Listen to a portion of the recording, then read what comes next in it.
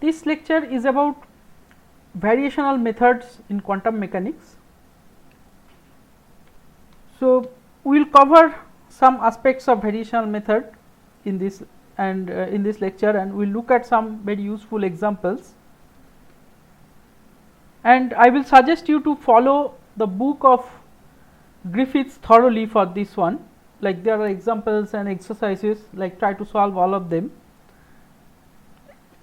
This lecture also follows partly from Sakurai. So, everything I will teach is I will cover basically all the topics in Griffiths and Sakurai level. And Shankar has some examples which I will not do that. For example, I will try to show how variational method can be used in excited states with an example which is not from Shankar, but Shankar's example is also very useful. So, that is basically roughly the guide for this chapter. This is a relatively easy, technically easy, but as like the algebra can get complicated in certain cases, but it is overall an easy chapter. So, variational method is less calculation and more intuition, as we will see.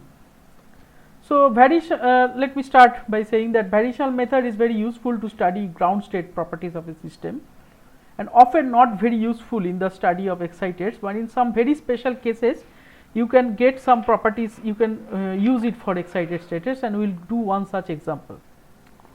The advantage of using variational principle is that it does not require a small parameter or a convergence criteria.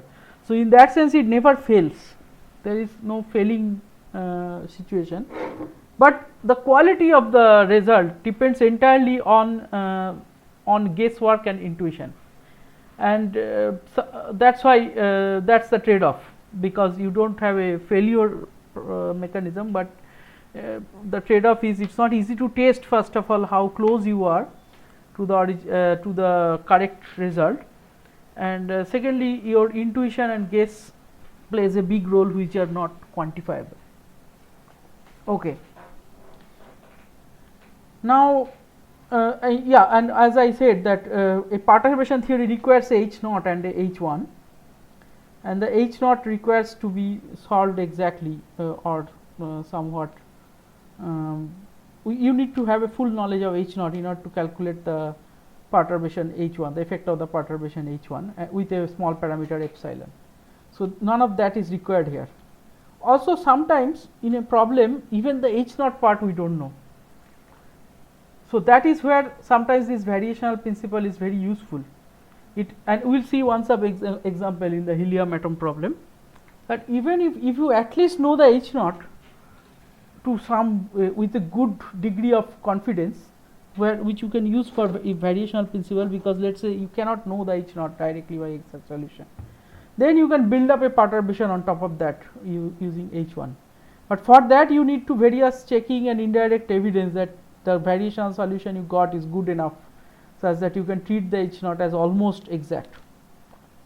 Now, there are examples where, as I said, that there are many problems where perturbation cannot be used, non-perturbative problems, and especially I can tell you some examples in strongly correlated systems or in condensed matter physics. One of such is fractional quantum Hall effect, and I will mention it later again once more, that in the case of fractional quantum Hall effect,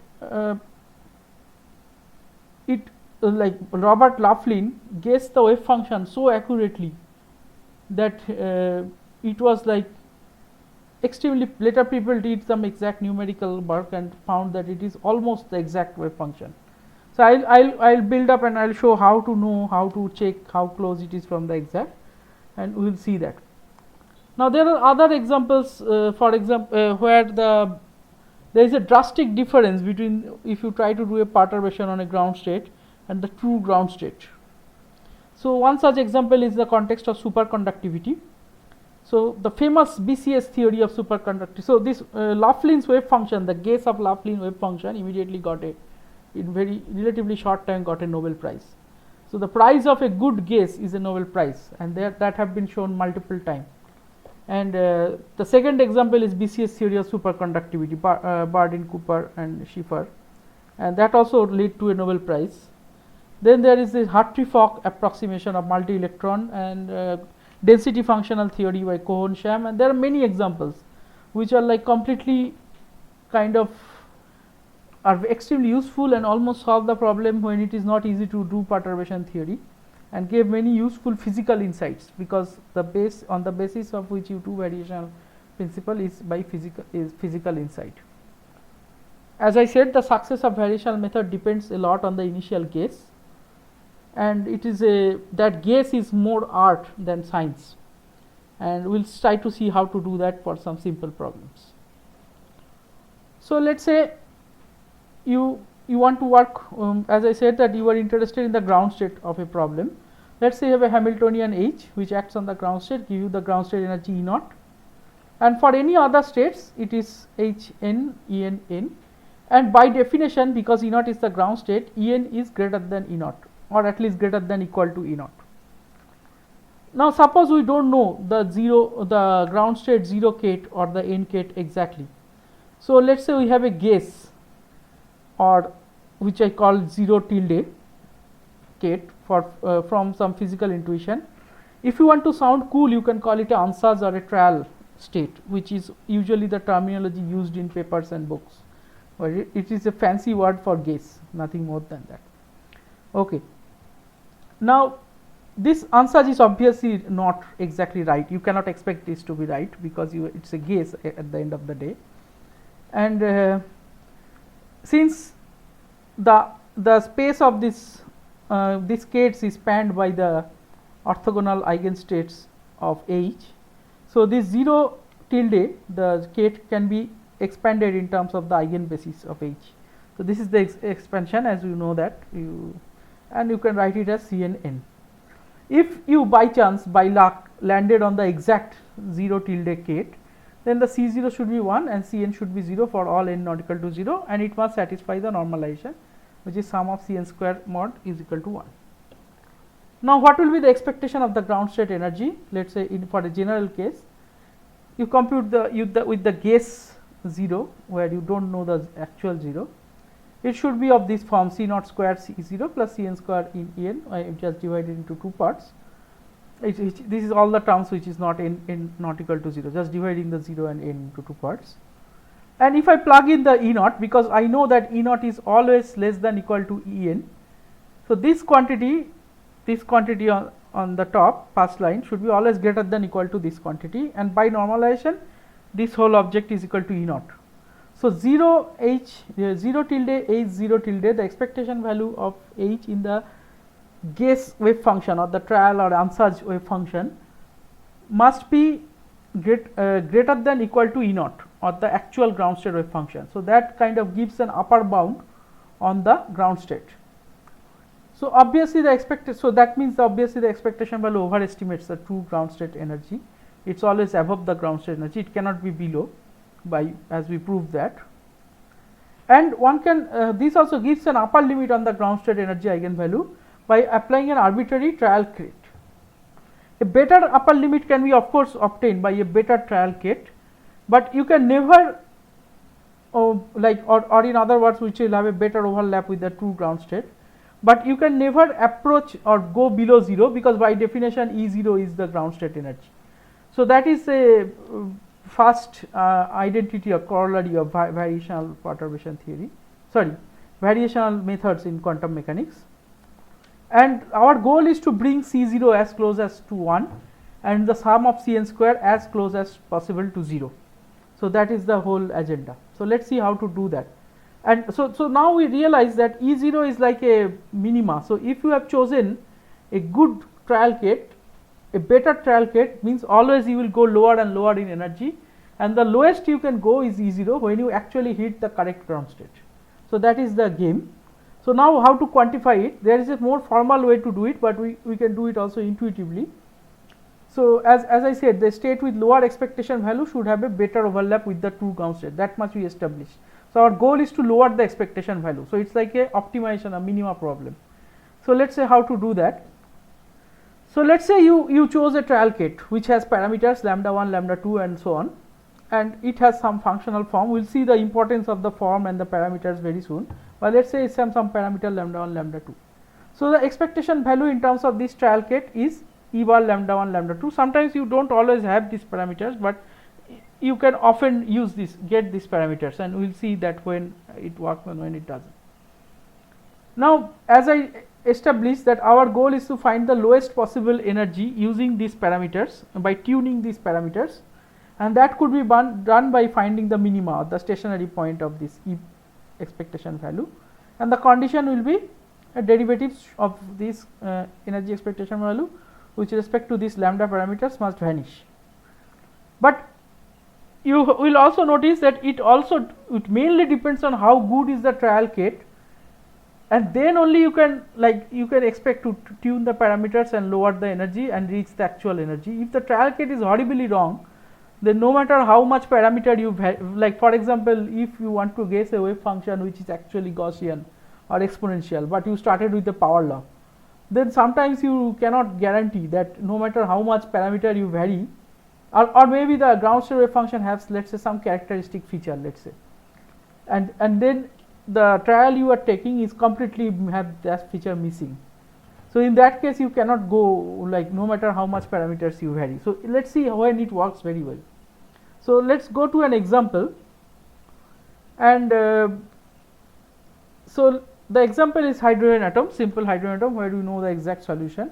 So the ground state, so let's say it's a hydrogen atom where the nucleus has a charge Z. So the nucleus in the Coulomb interaction is minus Z square by R. So in that case the ground state wave function is this one, psi naught 1 by root 4 pi Z to the power 3 by 2 by A naught 2 e to the power minus Z R by E 0, exponentially decaying function, and the E naught is minus Z square by 2 A naught, the ground state, and which can be written in this form. Now suppose you don't know the psi naught, so let's guess the psi naught. So let's make a guess which is e to the power minus R by D, some D, we don't know what is that D. So you are guessing an exponentially decaying function. It might appear that you are cheating because you know the psi naught, and then you guessed the psi naught in a form which is also of the same form, at least algebraic form.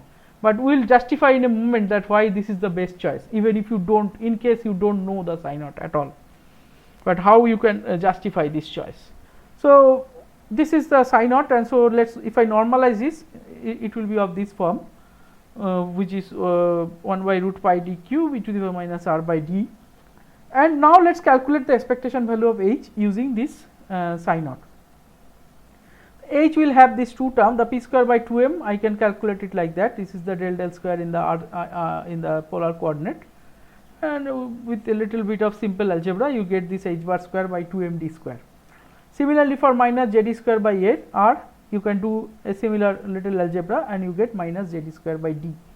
So what's the program? The program is to minimize. So now the parameter is d, d is a parameter as we defined this wave function.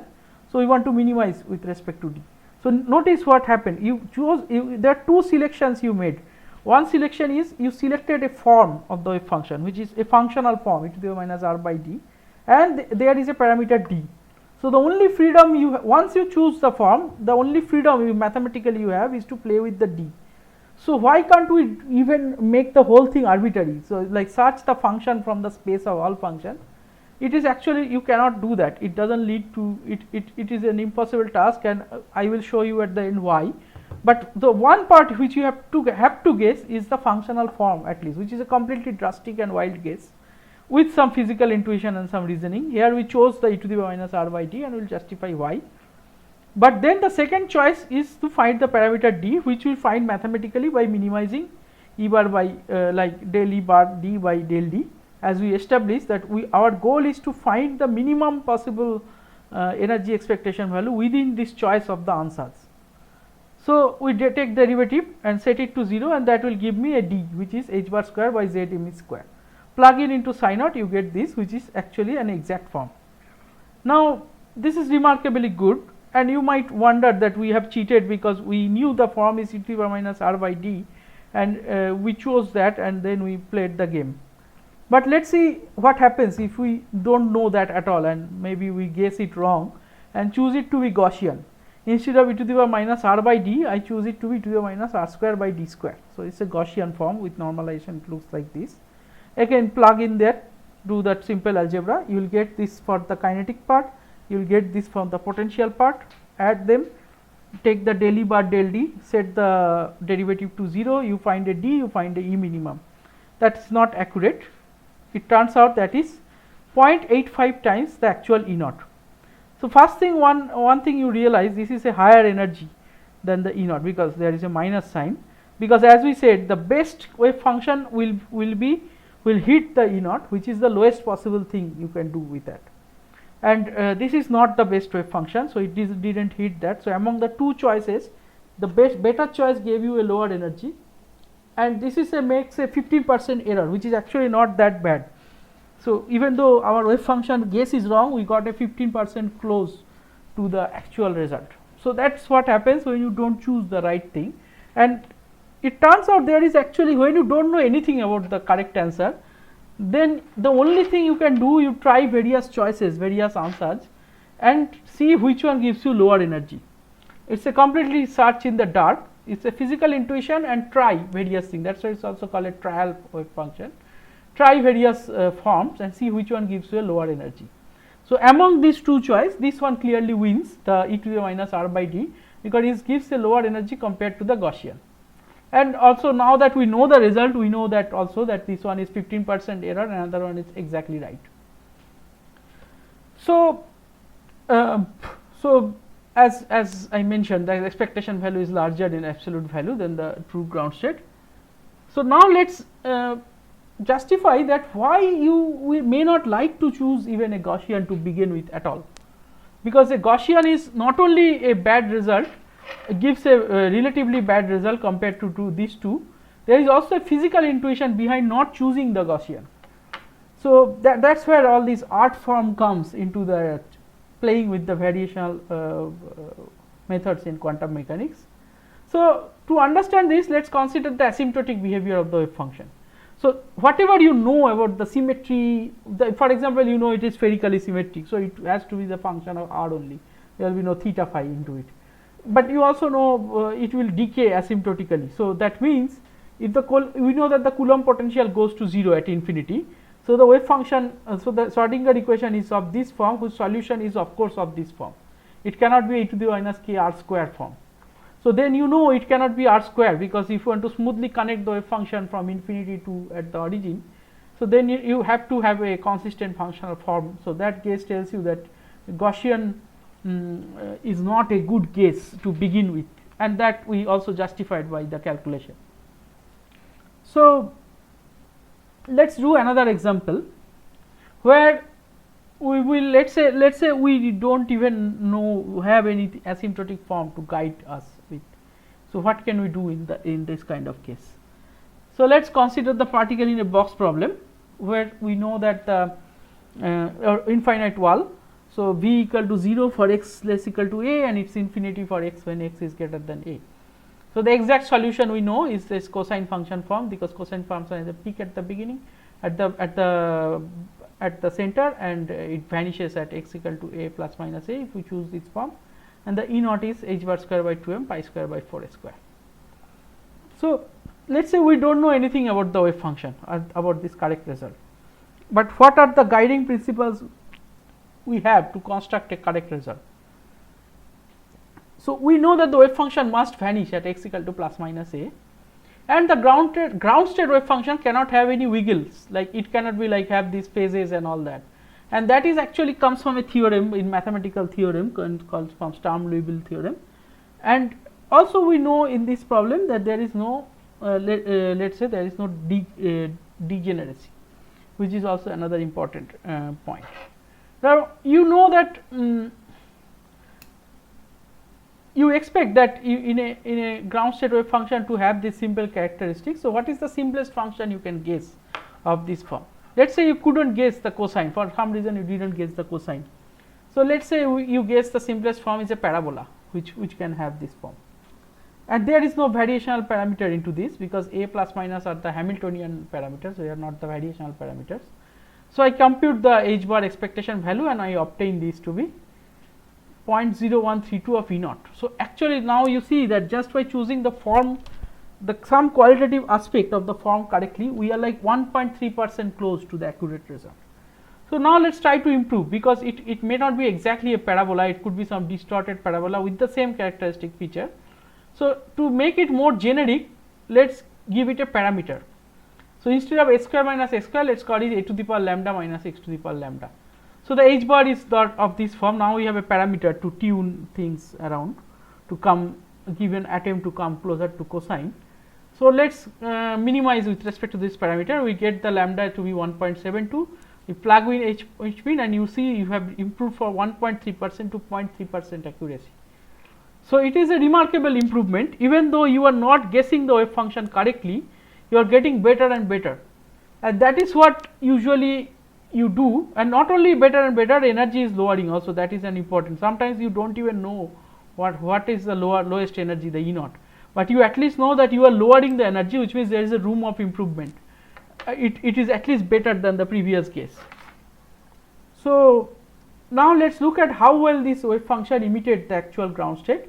To do, or in other words, if I project this wave function on the ground state, it should turn out to be 1 if it is very correctly imitated. So, to do that, we look at the projection of 0 and the trial 0 or the answer 0 or tilde. So, how do you compute this quantity 0 0 tilde overlap? There is a simple way to calculate that. Let us obtain the H minima, where we know that the correct H satisfy the eigenvalue equation, say H k kate equal to E k k kate.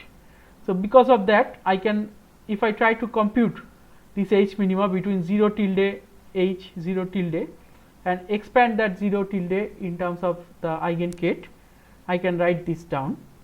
Now, I can split this into two parts. One is the k is like the 0, again the k is expandable in terms of the can be written in terms of the eigen, the 0 and the not 0, which is the rest of the thing.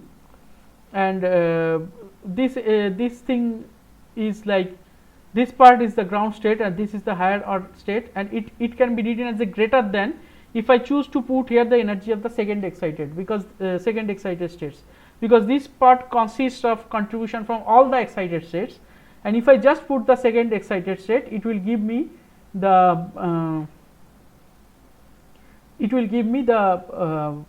it will be at least the H mean will be, it will be the lowest possible value. So, H mean will be always greater than this. Why did I not put the first excited state? Because by parity correction, this makes this thing gives actually 0, because the overlap between 0 and the first excited state is guaranteed to be 0, because they will have opposite parity. So, now using this idea, let us obtain this gets inequality of 0 0 overlap. It must be greater than equal to 9 E 0 minus H bar mean 8 E 0. Now, what is the H bar mean that we obtain from here? It is this value, plug it in and you get this number. So, it is remarkably close, because and if you take square root of it, it is remarkably close, because we expect that the 0 and 0 the trial wave function and the 0 overlap is almost 1. So, if I consider these two to be two vectors and compute the angle between the vectors and call it like cos theta, the theta is less than 1.1 degree. So, that is why it is a very good guess.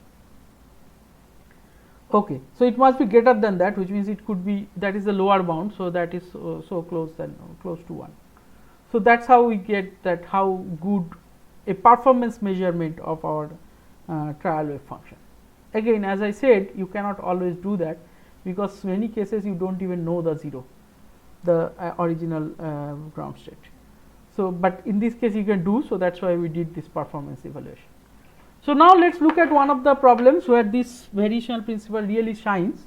It is the ground state energy of helium atom, and a real and practical problem, not just a textbook problem. So, which is the ground state energy of helium atom, or you can also, if you want, you can also look at the hydrogen molecule. So, those are two electron problem, two electron atoms. So, one electron you know how to solve very well. Now, we will see what happens, what to try to do two electron, because there are interaction between those electrons which you have to take into account, and that causes an increase in the complexity. So, let us say we neglect the interaction between the electrons, that is the first approximation. So, we can think as a problem, then it becomes like a problem of two independent hydrogen atoms. So, the ground state of that so let us say I have only one electron. So, the ground state is, we know computed that before, minus z square, and that is minus 4 Rydberg in the Rydberg unit. And then if you have two of them, then if you can just add these two numbers, it becomes minus 8, which is minus 108.8 electron volt if you convert it into electron volt, and the experimental number is known to be minus 78.98. So, there is like almost 30% error. So, that is a massive error. And why this error came? The error came because you ignored the interaction between the electrons. Electrons are charged object, they have a, both of them are negatively charged. So, they will have some repulsion. So, you have to take account of that. So, let us say you know the wave function of these two electron is the product of this each of these two, and then it will be, if I write the ground state, it is of this form. We know what is the ground state of each. Let us say you guess that this is the form, and we will see that how can we improve on that. So, now we will apply the perturbation theory due to these two independent electrons, and apply the perturbation theory as we learned for the Coulomb interaction, which is E square R1 minus R2 between the two electron, and try to compute the correction. So, we will actually keep the Z term. So, we will call it a Z, like we will say that the nucleus has charge Z, and we will keep that Z term because it will be useful as a perturbation parameter later. So, we will keep the wave function Z term and compute and plug into this form E square R1 minus R2, and the nuclear charge Z if it is there. So, then it becomes it can be converted. Now, how to evaluate this integral? It is not a very, it is a little bit of tedious work, and I do not want to narrate the whole thing. I have worked it out here in detail, you can just look it up by yourself. I will just guide you to it. So, let us say do a variable transformation where I make the R1 and R2 dimensionless by dividing it by the Bohr length scale, which is A naught, and then this volume will be scaled by A naught to the power 6, and distance will be scaled by A naught R1 minus R2. So, I plug in all this in the new variable, and then I first evaluate the R1 integral, and then I will do the R2 integral. The R2 integral will be nothing but of this form, which you where you expand this into the using the theta, and then go to the polar coordinate of r theta, and then you just compute this integral. But that way you know the IR2, and then this IR2 has this following integrals, which you also know the form of, which is pretty straightforward. And then when you plug in everything, the delta E correction you obtain is this. Again you have to further evaluate these simple integrals after at this stage, which is of this form, and then simple definite integrals. When you plug them in, you get a delta E 5z by 4 E naught. Now, adding this to the energy obtained without electron Coulomb interaction, this perturbative correction, we get minus 8 plus 2.5 Rydberg, which is minus 5.5 Rydberg, converted into energy is 74.8 electron volt. So, the experiment is minus 78.98. So, now we have reduced the 30% error to 5% error, about 5.3% error, just by doing perturbation theory. Now, by simple first order correction, which is nothing but just taking the expectation value between the ground state of H1 between the ground state wave function. Now, let us go one more step. Let us do the variational principle and see how much better we can do. So, as we said, the variational approach will have a physical intuition. So, the physical intuition is following, that each electron in the helium atom actually sees a somewhat reduced nuclear charge due to the screening of the charge by the other electron. So, for one electron, what is the other rest of the system for the one electron? It is the nucleus and the other electron. The other electron is negatively charged. So, this electron will see a screened charge of the Z prime, because that will compensate some charge, and it will see a screened charge Z prime instead of the Z. So, that is the intuition. So, based on this intuition, let us see what we can do. The single electron wave function is characterized by an effective charge Z prime instead of Z, where the Z prime is our variational parameter now. Now, we do not know exactly how much is the reduced effective charge the first one electron sees of the other. So, this is an intuitive picture we have created, and we will see how correct is that picture. It is not exact, because the correct picture you have to write the correct two body wave function, which will have its own, like it could be entangled or have its product, it may not be even a product form. But instead we are chosen to work with a very crude picture, where by physical reasoning we are saying, oh, this is still two independent electron which has a product form, but the charge it sees from the nucleus is different because of the other electron. So that is, we are introducing a physical picture, and we will see how far we can go with that physical picture. Okay. So now let us see, just a moment. So think for a moment what have been done.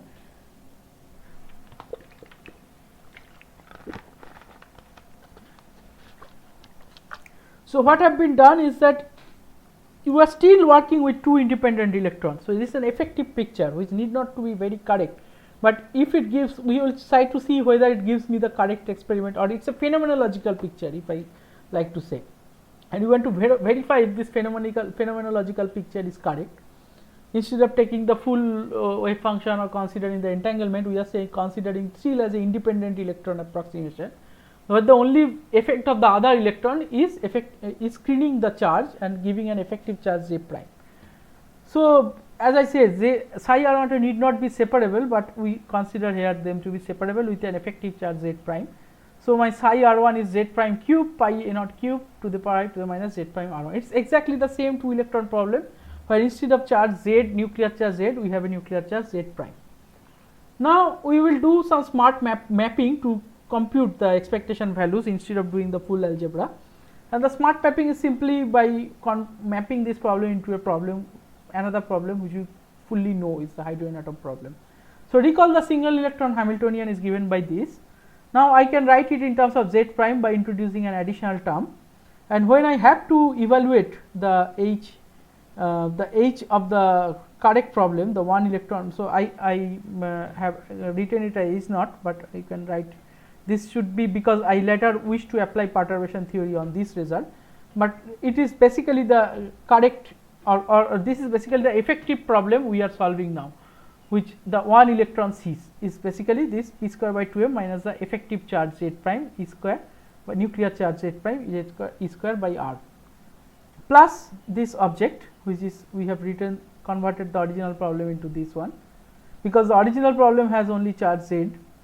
So this is the additional term, and this part is very trivial to solve because it is the psi 100 or the Guess trial wave function has Z prime, this has Z prime. So this is nothing but just the hydrogen atom, where instead of charge Z you have Z prime. So this result you know, it's minus Z prime square E naught. Now how we have to solve this part or find this part. So E naught is 1 Rydberg. So the first part is simply this, as we just discussed. The second part is the potential energy of the Z prime nuclear charge, can be written as the potential energy. How? So if I write Z prime minus Z by Z prime in the second term, and then you introduce another Z prime, so it becomes Z prime E square by r, and the potential energy of a Z prime nuclear charge you simply know is 2 Z prime square E naught. So what you will get the second matrix element to be this times E naught, like I missed a E naught here, but it will be just this times E naught, and that is your second term contribution. So the total contribution is adding these two 2z prime square minus 4z prime E naught. So now we add this to the electron interaction term, which we take to be the what we calculate in the perturbation theory. Now we apply the perturbation term on top of this. So what we will do, instead of now the ground state wave function H naught is basically nothing but instead of Z you have Z prime, and the ground state energy is, as a result, is this 2z prime square and the ground state energy is nothing but this, with this 2z prime square minus 4z prime E naught.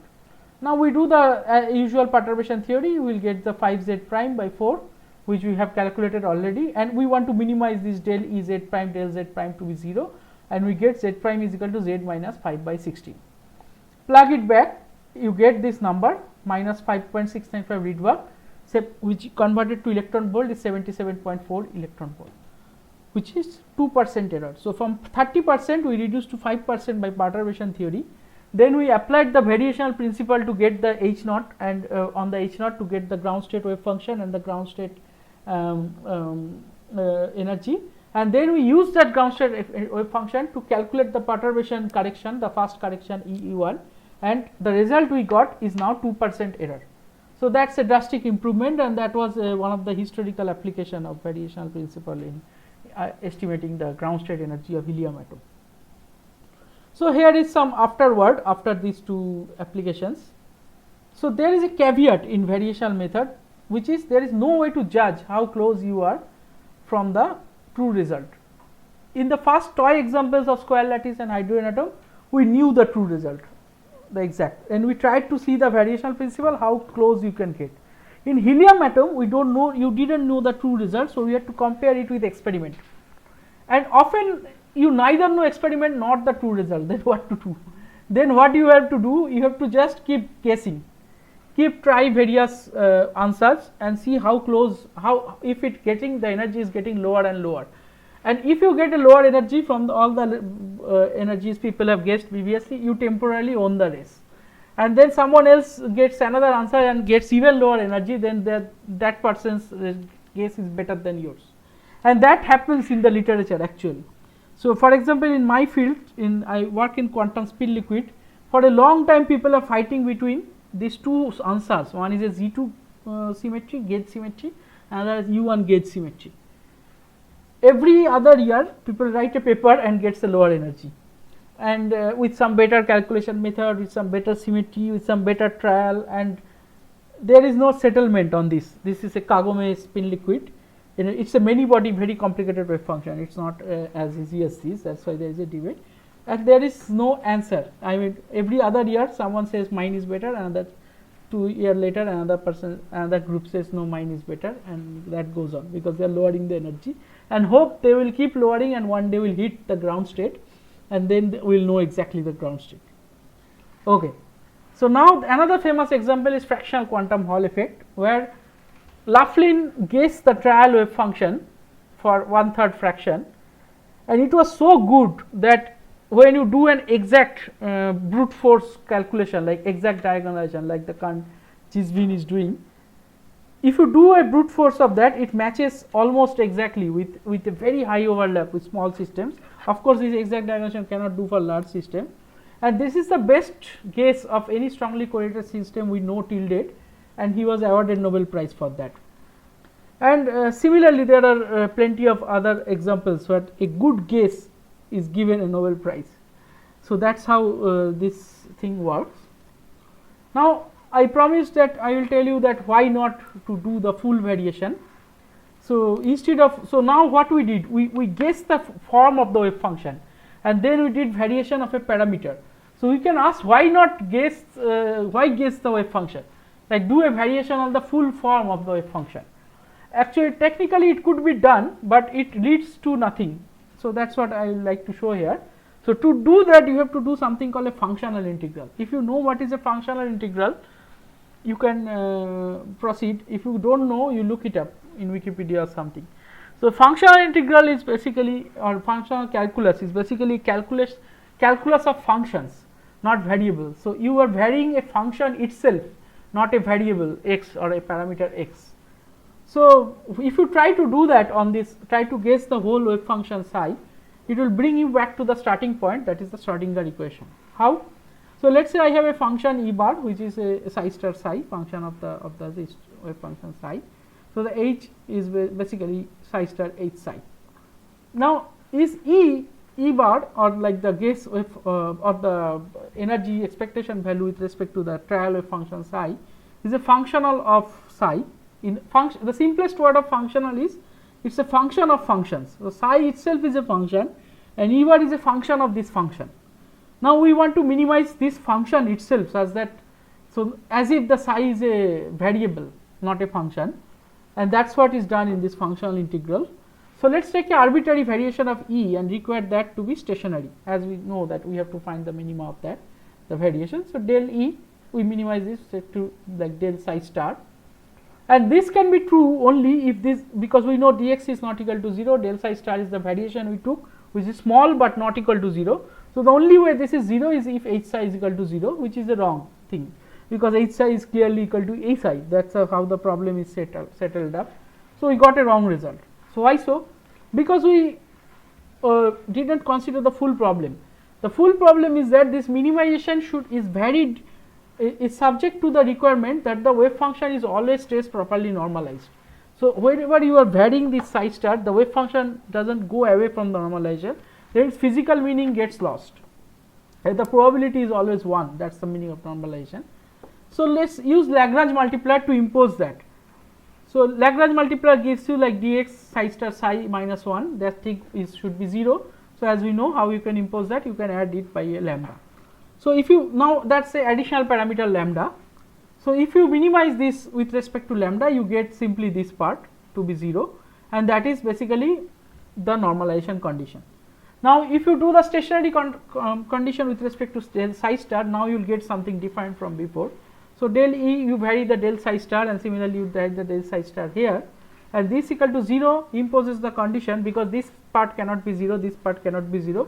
The only thing can be 0 is h psi minus lambda psi, which is nothing but we got back the Schrodinger equation where the lambda is identified as the energy, the unknown parameter here, the lambda, the Lagrange multiplier is identified as the energy. So you are back to square one, you are basically not getting any solution, anything, you just got back the Schrodinger equation, because you are saying if you minimize, oh, you will get the energy solution, but that does not help you anything, it does not help you to solve anything. Okay. So now this useless thing, it appears it is useless, but it is actually useful in something called Hartree-Fock method, that we may not have time to learn this in this course, but if I have some time at the end, I will do that extra as a out of syllabus thing. So that is basically, so now we have understood that the role of guessing the form of psi is the main game in this variational principle. Okay. So now let us try to look up a little bit more. So we have discussed extensively variational method for ground state. Now let us see what happens for excited states. It is a difficult problem, but not impossible, because it is difficult because it does not have a ground guiding principle of minimizing, but we can find something very close or analogous for that. So let us say we use the variational method and we understand, we will see that it can be done, but under very special conditions. So let us see what can we do. So let us take the, we know that we proved that before, that for a ground state ansatz, it must be bounded by at the bottom by E naught, the true ground state. Now let us consider another state psi, which is orthogonal to the ground state, which means it is clearly an excited state if it is fully orthogonal. So now what happens, the H expectation value with respect to this psi, it must be greater than equal to E1, which is the first excited state. So that is a theorem or like a corollary. Now we will prove that, just like the previous one for ground states E naught, for any other excited it must be greater than equal to E1, any other excited state which is orthogonal to the ground state. So let us expand the psi, as we know we can do that, we have done this exercise before in terms of the eigenstates of H. And since we know that its overlap with the ground state is 0, the C naught is clearly 0. So the psi, the C naught, if the C naught is 0, I can, instead of n equal to 0 to infinity, I can write n equal to 1 to infinity and compute the expectation value. And then it becomes, again, if I plug in the E1, which is the lowest of this all the excited, it must be greater equal to E1, and that way we prove that psi is greater equal to E1 if the psi naught is 0 and no overlap with ground state, and that is fully orthogonal. So in practice, now here is the subtleties. In practice, we do not know 0 properly. At best, we know a guess of 0. So we neither sure that an excited or psi we take will be fully orthogonal to it. But however, let us say to the so the depending on the quality of 0 tilde, our quality of excited state will depend. So now let us exploit the symmetry here to get it. So let us say we know that the ground state is even or odd function, then the psi, the orthogonal part will have to be, if it is even, it has to be odd, if it is odd, it has to be even, because their overlapping function has to vanish. That is when only how it can be orthogonal. So use that symmetry property, this parity symmetry basically, to apply it for the ground, for the harmonic oscillator problem. So now since the potential is even here, we have even parity, the solution could be even or odd. So the ground state, but the ground state we know it happens to be even, and that we also guessed in the form, and we figured out what it is. Now let us say an odd trial function which has to be because the excited state have to be odd in order that their overlap to the ground state to vanish. So it is let us take it of the form ax e to the power minus b square, this x makes it odd. So, work out the normalization, it comes to be this, and then you calculate the H expectation value to be this, and then which is simple integral, calculating the simple integral, and then minimize the usual routine. And if you do the minimization, you will get 3 by 2 h bar omega, which is exactly the first excited state. So, in wave function of this form, just by taking the odd trial function with this with the correct normalization, you get the exact ground state, first excited state. It feels like cheating because we have chosen the exact form of psi x even to begin with, just like before, but we actually have guessed it purely based on the symmetry, the parity symmetry. So, that is how, if you do that, and there is no guarantee that this will work, by the way, because you may end up choosing some actually much higher state energy, need not to be the excited state, but it works in certain condition when you use the symmetry and all that carefully. So, in general, the variational method can give a good approximation to the ground state, and then one can try to choose another wave function which is orthogonal and some excited state. So, as it is no brainer to guess, the better the ground state approximation, the better will be your excited state approximation. So, that is all I wanted to do about the variational principle.